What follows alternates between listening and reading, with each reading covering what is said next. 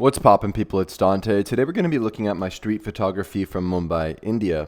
And so I spent 1 month in Mumbai in the year 2021, and I'm going to be sharing with you some photographs, share with you behind the scenes of how the photographs were made, and just tell you some general advice and stories from Mumbai. And so before we get into the video, I want to share with you on my website at dantesisofo.com. If you visit my Start Here page and you scroll down just a little bit, you will find the Mumbai Street Photography POV full movie where I compiled all of my Mumbai street photography POVs into one video. And so this video is 2 hours and 45 minutes long. That's how long my Mumbai POV series is. And if you actually go to my YouTube channel on my playlists tab, you can go ahead and find somewhere in these playlists, I have the street photography POV from Mumbai series that you can enjoy here to see exactly behind the scenes of how these photographs were made. And so before we get into it, I also wanted to share with you the best places for photography in Mumbai. I actually have a list of locations that I hit up while I was there. And this location list isn't completely full. Like, I didn't hit all of these locations at all. Like, there's many locations that I didn't visit. But I just figured I'd share this on the screen. If you want, maybe I'll even publish it on my website in this blog post when I publish this particular video. So feel free to check the description of the video, and I will publish these locations to make them available for you if you ever plan on going to Mumbai. And so without further ado, let's just get right into the slideshow here, looking at some photographs. And so, yeah, Mumbai, right off the bat, like, what I have to say with Mumbai for street photography is this is the Mecca for street photography. If you're a street photographer, if you want to throw yourself into a new city, into a chaotic place where there's so much diversity from the locations that you can photograph to the scenes that you can photograph, this is the place you want to go.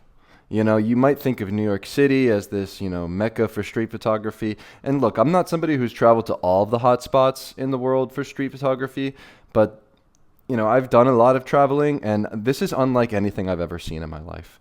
This is a must-visit location for street photography, and so I highly encourage you to visit this location to practice your street photography. And that's why I put the locations up on the list, and also share with you the behind-the-scenes videos from my POV, because you can really, for me, this is the location that I visited where I've come home with just so many more keepers than any other location that I visited in my life. And I think it's simply due to the fact that, in Mumbai, it's such a big city, and there's just so much to do, to see, to explore, and to photograph, that it seems like you could spend, a lifetime photographing here and still not find everything and still not see everything. It's that vast, it's that chaotic, it's that big. And there's a particular set of locations that you can visit that will pretty much guarantee you the ability to practice layering in street photography, to practice making complex images, to practice photographing humanity in a much more nuanced way, where you can sort of embrace different villages, different places, different communities very openly with your camera. And it's very much accepted for you to enter these communities if you're respectful, if you're open, if you're honest with your practice. And I think that's just one of the most beautiful things about photographing in Mumbai, is that it's just so easy. Genuinely, this is just and I don't mean you're going to go to this place and I'm guaranteeing you that you're going to make good photographs, but I'm guaranteeing you that you will have a good time and you will have the ability to flex that creative muscle, to flex your photographic ability, because of the accessibility that a lot of these different locations will provide for you. And that's what it provided for me, was accessibility, where it was very easy for me to go to a location and then return time and time again to practice photography. For instance, here we have some photographs I've made in Dhobi Ghat, which is an open-air laundry market. And so I just entered into this very small, little, tight area where there's all these alleyways and people working and people living and sleeping and living. However, being an outsider on the inside in this location, they were very open as I was photographing. People were not, shooing me away. People weren't, thinking I was being disrespectful for photographing. I think that's kind of the beauty of Mumbai. It's the people. The people of Mumbai are just so friendly, so kind, so nice and generous with photographers. that you'll really have no problem photographing here. And so yeah, I'm kind of gassing up Mumbai here as we get into this video, but I just have such fond memories of photographing here, particularly here at this location at Haji Ali Masjid. Wow, like you have to see this in your lifetime. Like when you cross this bridge and you see this mosque on the water and all of the rock formations and the way people gather and flock here, it really is just, it's like a biblical scene. It's just like you feel like you're in the Bible. Like you feel like you transport yourself into like the Old Testament or something, and you're just like witnessing like something biblical. And yeah, it was quite a scene, needless to say. A really great location to do some street photography that I visited time and time again. Here's a photograph I made on a ferry ride, and you know, what's amazing about photographing in these very tight situations and locations and using a small digital camera is you can put your camera on your lap and you can sit across from a stranger and make a photograph that's close, that's intimate, that's layered, that's chaotic, that's colorful. And you can get away with making photographs in Mumbai because there's so much chaos and there's so many people that you really do become a fly on the wall in pretty much any situation. Now, I will say with this particular location, this is one of the more hardcore, like more intense locations. It's called Sassoon Docks, which is a must visit. However, because this is a very bustling market where people are genuinely working and making a living here and trying to sort of just get on with their day and like do what they're doing, if you're a photographer in this location, you have to have more thick skin. A lot of the women will like push you around and kind of tell you to go away, but actually I had a lot of good time here. I even jumped on some of the boats. Like people were really open with me, and I think it's all about how you engage with humanity. That will reflect back in the way that people perceive you and engage with you. However, yeah, this location is like so colorful. Like I've never seen such big fish in my entire life. Like a lot of the fish that people carry here are just so big. I've just never seen anything like this before. And this is one of the more like hardcore scenes that I've ever seen and I've ever photographed. Like this fish market, I mean, the smell of the fish, the chaos, the people. I mean, you got to get here at like 4:30 a.m. You know, I got here around 4 or 5 a.m., you know, right at dawn, before the sunset, before the sunrise. And then I watch the sunrise, and then I start to photograph for a few hours, maybe up to 9, maybe up to 10 a.m. I'll spend like 5 hours here in the morning photographing, and man, what a scene. It's definitely something that you have to see if you visit Mumbai. Sassoon Docks is one of the best locations. It's just much more hardcore. I just have to put that out there and make sure that's known. I don't know what that means, but just take it how I say it. It's more of a hardcore scene to photograph, frankly. And so, like all of the chopping of this fish and the chaos and the smell. And so you'll find yourself in these markets in Mumbai, you know, lots of people gathering boxes on their heads, loading up trucks, gathering things, shipping things. Everything is chaotic in these little markets. And you'll find yourself in these bazaars. They're called bazaars, and there's lots of shops. There's lots of people working and gathered. And these are very common scenes that you'll see in Mumbai. This is a photograph I made in Bandra.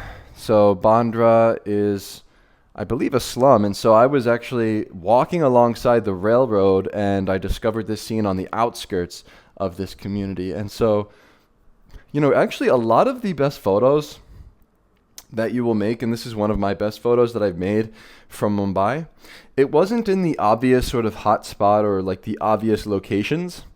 It was around the outskirts of town. It was along the railroad track where there was less activity, but there was a smaller community of families gathered here and living their everyday lives. And I think that's the most beautiful way to explore a new city.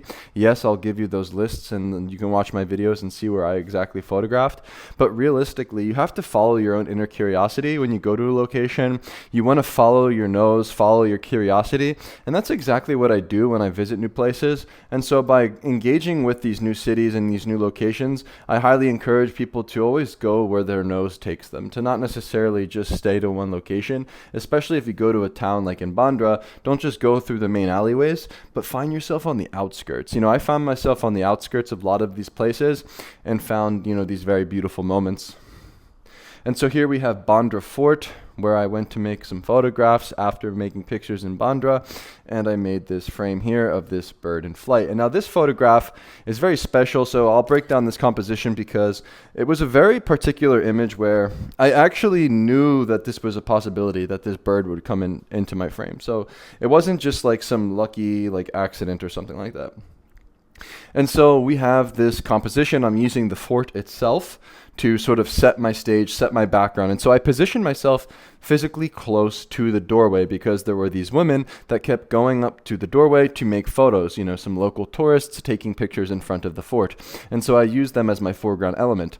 However, I was highly aware of this window in the top left of the frame in the background with this man here in the window frame. And so I positioned my physical body in relationship to that window and the man there in the background. And then finally, plugging in my foreground. So I plugged in the foreground element in relationship to the window to set my stage. And what that does for me is it gives me this clear composition with this doorway as the frame within a frame. And then I have this opening with the sky in the background in between the doorway. And I was very aware of the way that the birds were flying by at the scene, and I watched the way the patterns of the birds emerged each and every time I've seen them fly beyond this little doorway. And so all I really needed to do was wait for that moment that it aligned, and when the bird came into mid-flight, I pressed the shutter, and this moment came to fruition. But it was really time spent. It was repetition, patience, being present, being aware of the different elements in front of me, and then positioning my physical body in relationship to these things to create this photograph. And I think that's the art of street photography. You can photograph with intention and intensity and come home with something that is striking. And so it really does require you to be aware with all of your senses. You know, you're watching the birds in flight, you're watching these patterns of the birds, you're watching the light, you're watching the people, the way they gesture, the way they move, you're looking at the different geometrical shapes and elements that you can use. And then you position your body with your camera and you have that decisive moment. And, you know, to me, that's the art of putting together a photograph with intention, and something I did there in Bandra. And so wandering the streets of Mumbai, I wound up in Dante, which is the world's largest slum. And these guys came up to me saying, look, Indian drugs, look, take photo. They saw my camera and I said, okay. Took the photo and I got the hell out of there. I didn't want to get in trouble, so I definitely dipped right after I took that pic. And so, just finding myself once again on the outskirts, and I found these little fishing villages to be the most beautiful places to shoot. And so this is some random village that I found. I what's cool about Mumbai is you can get in these like tuk-tuks, like those little like rickshaw rides. And so I would, after photographing in Bandra, I got onto a rickshaw or wherever I was, and I said to the rickshaw driver, hey, take me to the water, take me to the beach, take me to the water, wherever that takes me. And he said, okay, I'll take you to the water. And he took me to the water, and I didn't know this location where I made this photograph. Like, I couldn't really recall exactly where I made this photograph, which I think is really beautiful about Mumbai. It's like the art of exploration, of just kind of getting yourself in a tuk-tuk, jumping in a rickshaw and a taxi, and just going with the flow and just having them drop you off at a location where you don't even know. And then you just kind of discover things naturally. Because for me, when I was in Mumbai, especially around the golden hour when the sun was setting, I would simply find myself gravitating towards the beach because I knew that I could catch the light, because the light in these more open spaces become beautiful. And so this is some random location along a beach town, and these people are living alongside the beach. And so I walked alongside their sidewalk, and then I stumbled across this particular scene where we have some children playing basketball, we have a family gathered with their dog, or there's a religious statue in the background, and this moment came together from my exploration, from me just naturally gravitating to a location where I thought there would be good light, and needless to say, I found that light. And so firstly, when I was observing this scene, I was watching the way in which this boy was playing with this basketball, and so I was watching that repetitive action and drop to a lower angle to then separate that basketball moment from the background. And so I positioned myself in relationship to that colorful wall and this beautiful gesture of the boy playing with the ball. But in order to photograph this scene, I had to drop to a lower point of view to then capture this particular moment because the children are small. And so from there, I plugged in my foreground element of this child here with the yellow shirt and the red hat, a very colorful scene. And we have in the background this man on the left-hand side with the green shirt. We have the emergence of this dog, which is kind of special and spontaneous. And then, of course, this sort of colorful wall with the green, orange, and yellow. Lots of different elements here, from that religious sculpture to this basket, at the stone wall on the left-hand side. There's lots of small little pieces that fill the stage, that fill the background, that came together naturally through me positioning my body in relationship to the moment of the basketball and the background. And then it really is like that really is all composition with street photography, like as much as it is kind of layered and dynamic and complex, and you can look, your eye goes all around this frame. It's really simple in the grand scheme of things. Like, you see a moment, you position yourself in relationship to that moment and the other elements in the background, and then you sort of just adjust your body accordingly, and then you sort of sense the possibility of something occurring here. You follow your curiosity, you go where the light is, and then you position yourself in a way that allows you to play, to be present, to work a scene. And so Dadavi was one of these locations that I would return to time and time again because I found this particular playground. And so I found this playground in the middle of Dadavi, and this playground was insane. There was just like so many children playing, these like metal slides and rides that they would play on with swings and everything. And this boy was playing with a toy gun, and when he took out the toy gun and started shooting it, the children went wild. And so I put my camera at a very close proximity to this crowd at a low angle from a low vantage point looking up towards the stair set there on the sliding board, so that I could separate all of the chaos of the scene from the background of the blue sky. And so it's very difficult to put order to a chaotic scene like this, and you could, have trouble photographing situations like this because of all of the chaos, and it's very hard to put order to it. But if you understand simple relationships that you need to make with your physical positioning and your body and your camera in relationship to the moments, it can really go a long way. And so by stepping down to a lower angle and looking up towards the blue sky, the chaos of the scene sort of seamlessly came together naturally. Holi was something that I wound up celebrating in a small village called Worli. I honestly didn't even plan for Holi. I didn't even know Holi was going to occur during my time in Mumbai. I kind of just wound up there at the right time, I guess. And so I wound up visiting this location in Worli. The people were so friendly. They invited me into their home. I drank some tea. They told me exactly where the celebration was going to be.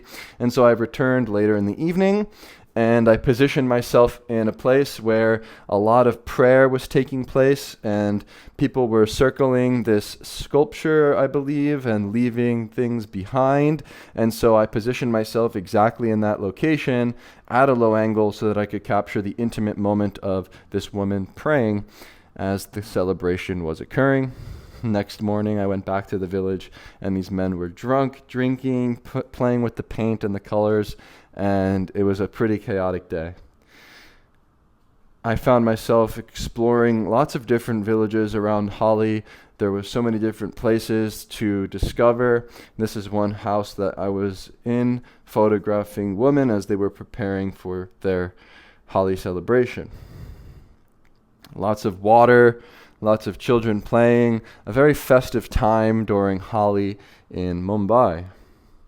Returning to Haji Ali Masjid because I could sense the possibility of more layered dynamic scenes with these different steps where people would sit upon, from the lower tier to the mid tier to the high tier. I found that I wanted to play more here, so I returned once again.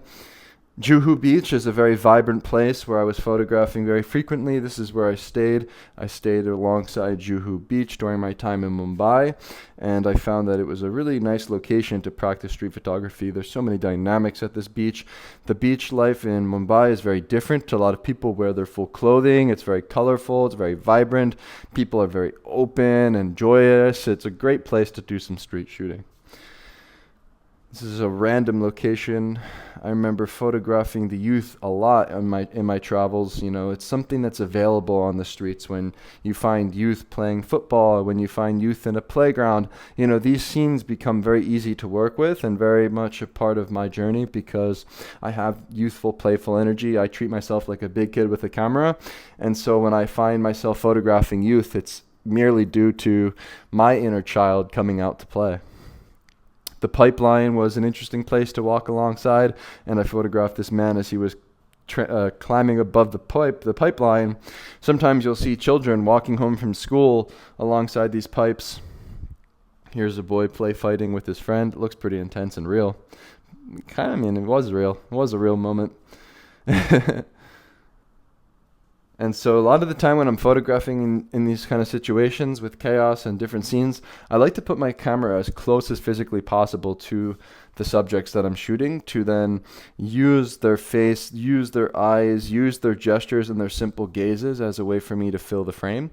And I think it's a really simple way to turn something mundane into a much more interesting photograph. Returning to Sassoon Docks, the big fish, the flying birds, the chaos, the sounds, the smells of this location will forever be in my head.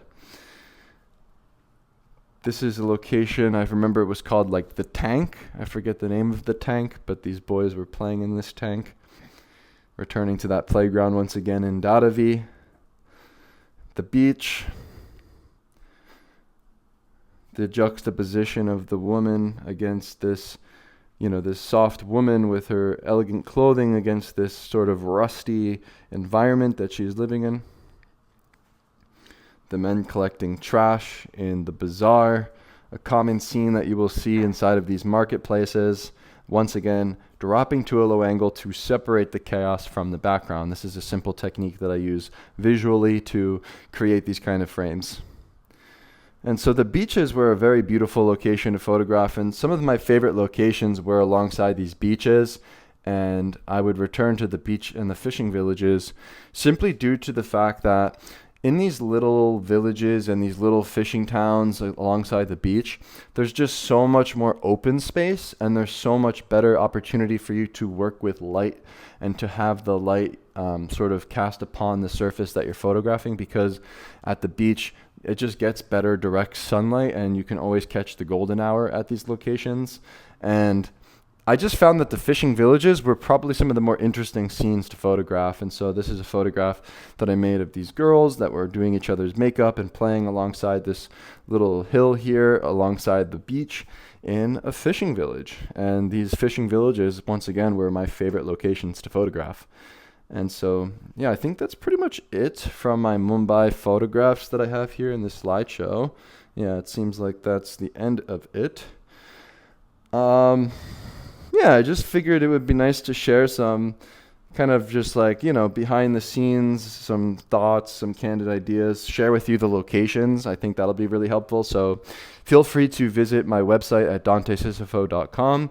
If you click on the blog tab, I always post the blog alongside these videos. Just go to the YouTube description and find the link to this particular video's blog post, and I'll share with you the locations there. I'll upload that PDF or something like that alongside some images and text. I always make sure to publish these videos in text format on my blog. I also have a few different resources on my books tab.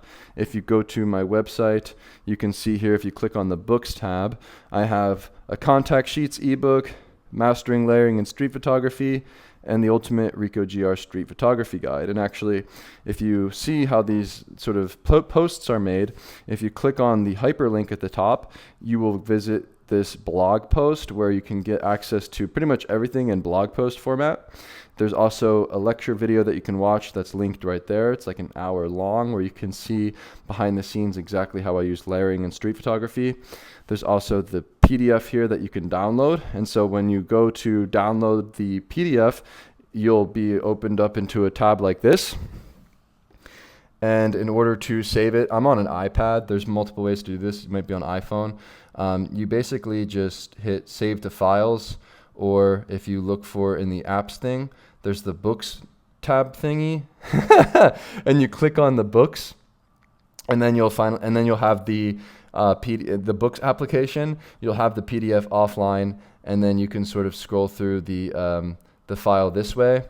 And when you go through the file, it's really formatted for vertical format. So I'm not going to alternate this right now because I'm on YouTube and it's a different ratio, and it's formatted for the iPhone.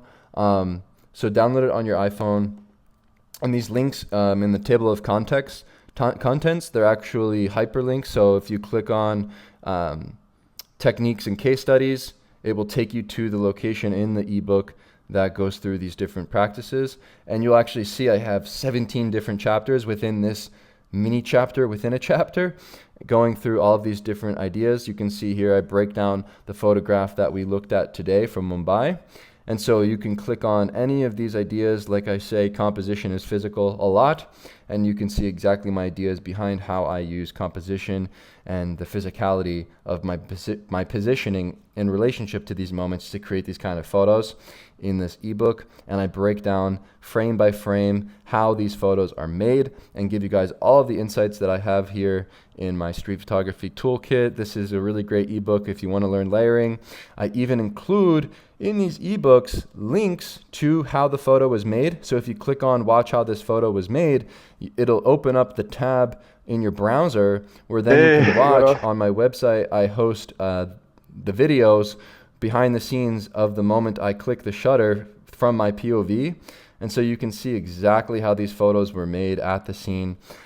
And yeah, these are just some of the resources that I've been working on and making, and I have various blog posts on my website.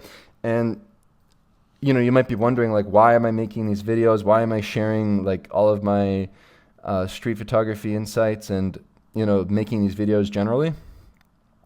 Honestly, like, I just love waking up in the morning and just knowing that I can share some sort of valuable idea or some sort of insight, or even just look at a photo that could spark some inspiration for somebody. And so it really does come down to the fact that I just love photography and what it's provided for me. Like, for me, photography it's beyond photography. Like, photography has just made me the human that I am today, and just makes me so grateful and appreciative for life in general.